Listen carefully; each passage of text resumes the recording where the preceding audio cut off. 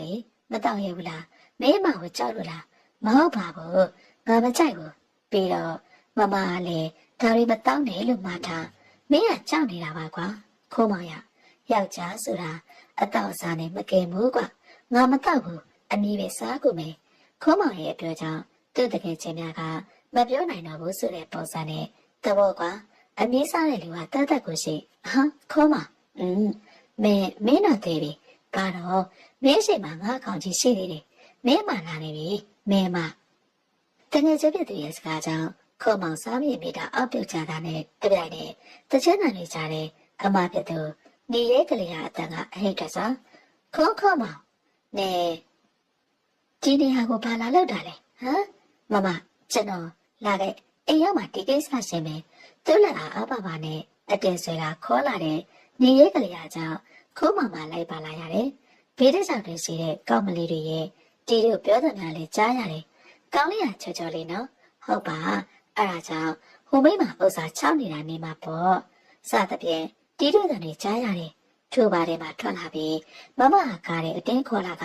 အိမ်ကိုအရှိပြမောင်းလာခဲ့တယ်ဘာမှပြောချင်တော့မစားလိုက်မမမျက်နှာကိုကြည့်ရုံနဲ့ဒုက္ခဘလောက်တော်မှသိတာလေ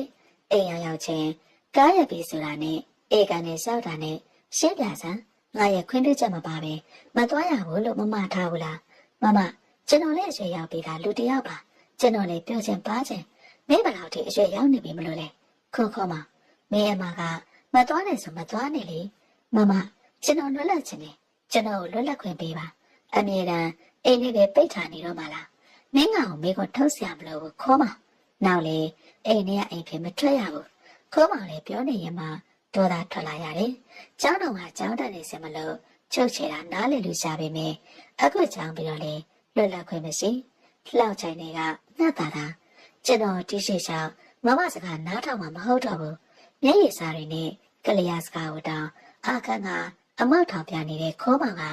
ကလျာရှိတဲ့ရှိနေတဲ့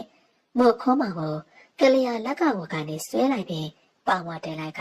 ပြန်ပြောလိုက်စားခေါးမောင်ကျွန်တော်မမစကားနားမထောင်ဘူးလို့ပြီးတော့ကျွန်တော်ကိုလို့ငါစကားနားမထောင်ချင်လေနားထောင်ရမှာပဲဘာလို့လဲ